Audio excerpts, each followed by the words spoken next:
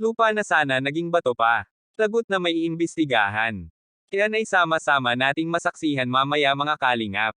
Pero bago ang lahat, wag nating kalimutang suportahan Kalingap Rab. Maraming salamat po. Ngayon balik tayo sa topic. Binibisita nila Kalingap Rab si Rose Ann at ang kanyang nanay. Dahil di umano'y sinusulong sila sa bahay. Nanay ni Rose Ann hindi ito mapakali, gustong bawiin ang pera dahil wala namang titulo ang lupa na kanilang binibili. At pwede ito maiimbestigahan sa lalong madaling panahon para lang maibalik ang pera. Ang desisyon ni Kalingap Rab na kahit 45,000 lang ang ibalik at ang 5,000 ay sa kanila na lang pangbayad sa pag-abala ay okay lang. Importante maibalik ang pera. Grabe, kitang-kita sa mukha nila Rose Ann at nanay ay naghihinayang ito. Pero wala silang magawa dahil nangyari na ito. At ang gusto lang nila Kalingap Rab ay maibalik yung pera.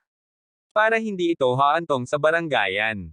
Si Rose Ann na ang nagpapaliwanag sa publiko at sa mga taga-suporta nila Rose Ann, lalo na ang mahal nating OFW na walang scam o scammer. Dahil ang binibilhan nilang lupa ay nagpapaliwanag na sa kanila. Kung kayo ang tatanungin mga kalingap, ano ba ang dapat gawin nila Rose Ann at ang kanyang nanay? Please comment lang po kung ano man ang inyong mga opinion sa mga pangyayaring ito.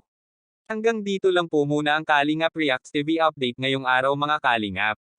Sana'y nagustuhan nyo po ang topic natin ngayon. Huwag kalimutang mag-like at subscribe at i-on ang notification bell for more updates. Maraming salamat po, mabuhay tayong lahat. God bless us all.